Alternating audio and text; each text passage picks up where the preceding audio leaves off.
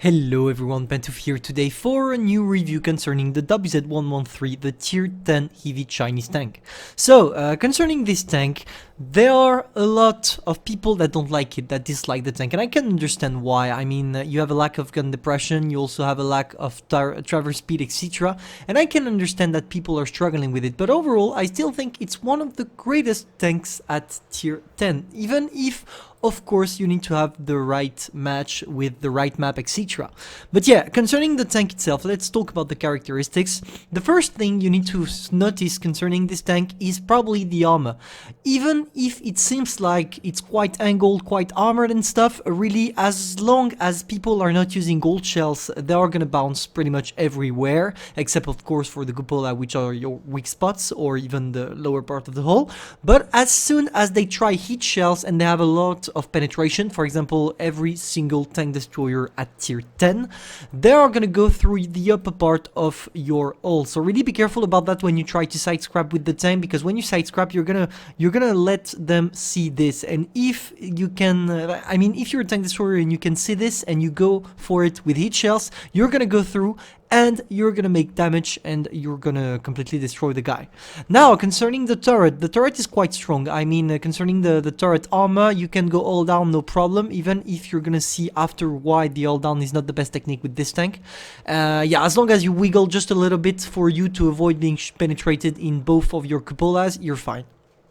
Now, concerning the gun, and that's where problems are gonna begin. First thing first, you are a Chinese tank. Chinese tank means you don't have any gun depression. So clearly, it's extremely hard to make the gun effective because of that. You need to find a position that is not on the hill, because if it's on the hill, you're gonna lack gun depression to be able to shoot, etc. That's the kind of thing that can be upsetting, especially when you're a newbie, because you don't have a real knowledge of maps, etc. So you don't know where to place yourself with the WZ-113.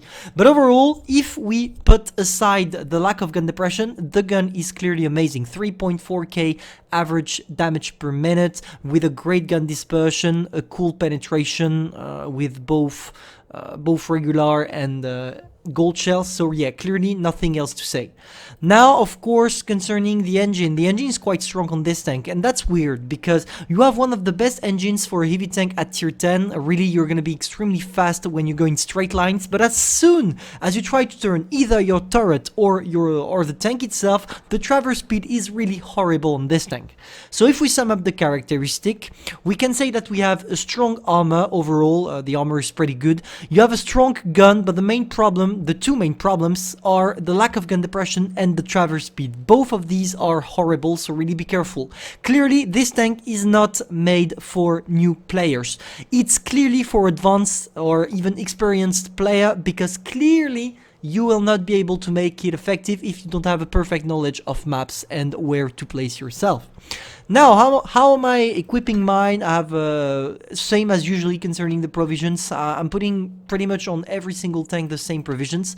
And for the equipments, I'm going for that. Why? Because I already have a great gun DPM and I don't need to increase anymore my penetration. So I go for the gun rammer to gain those 200 more DPM. After, I go for enhanced gun laying drive because supercharge is clearly useless. You would rather have a better accuracy than having faster shells. After, for the vitality, I go for the defense system because I'm not gonna ram anybody. After, the improved assembly, because the 4% is clearly useless, because 4% is not gonna save you from tank destroyers' gold shells when they try to penetrate the upper part of your armor. After, the toolbox. Concerning the specializations, improved optics, of course I'm not a tank destroyer, so I'm not gonna put a camo net.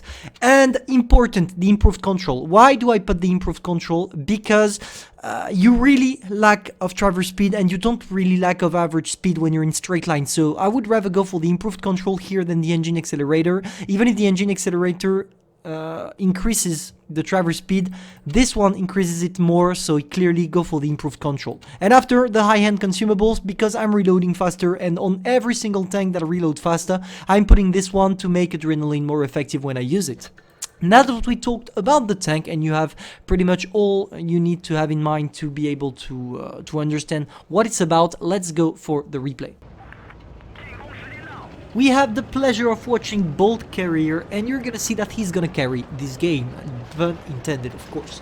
So, the first thing you need to do on this map with this tank is trying to find a position where you can work effectively. What I mean by effectively is playing aggressively, but also having your gun depression cancelled, because your gun depression is really bad, so you need to improve it, and that's exactly what Bolt is gonna do by taking a position allowing him to artificially increase his gun depression.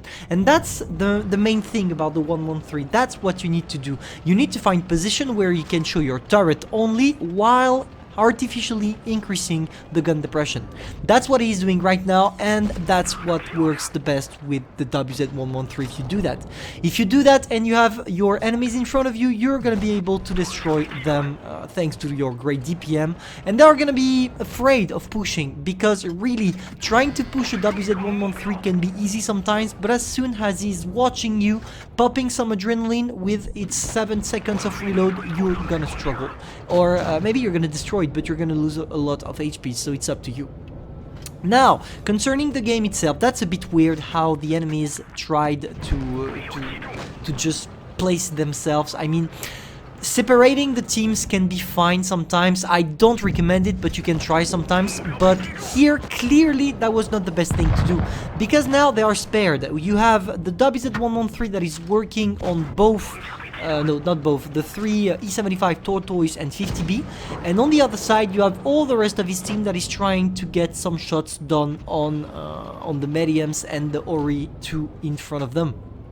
But yeah, Bolt doesn't care for the moment, and he's right. He does the right thing by shooting some hit shells in the Tortoise, etc. You really need to get some shots done, and as long as he's in all down, I mean, he doesn't risk anything.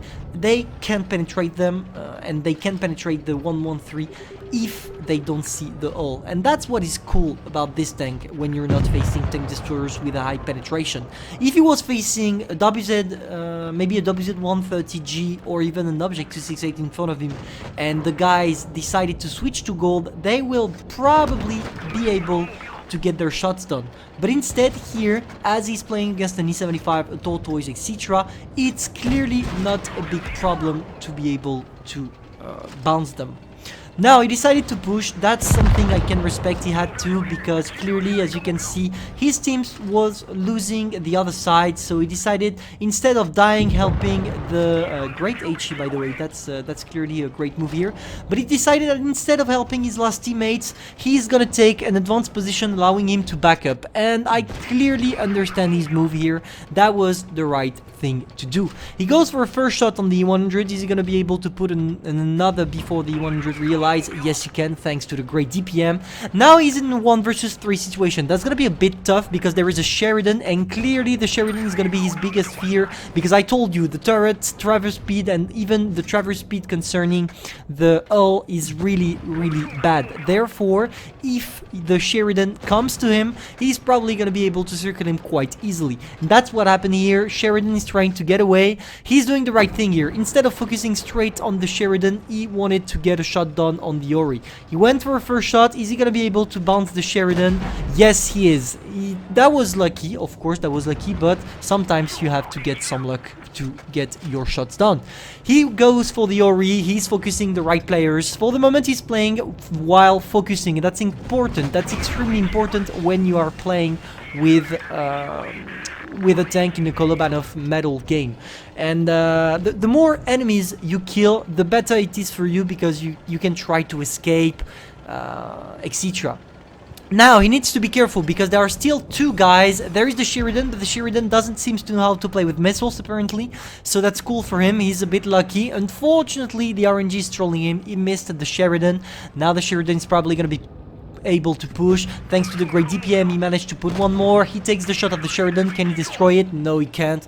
He's gonna try to back up.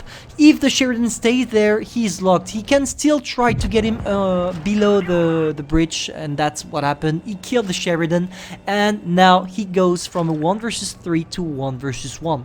He's asking where the E100 is, and I understand why he's asking, because clearly the E100 had the time to rush him with the Sheridan, but he didn't, which means he's either stuck or completely AFK. and he's stuck. And that's how, ladies and gentlemen, you finish a great game. He knows the 100 is lost, he can't do anything, he goes for some shots, the 100 is blocked anyway, he can't do anything. He is gonna troll him at the end. I mean, I don't mind, that was some gentle troll, that was funny. He was just happy about this game and I can understand that.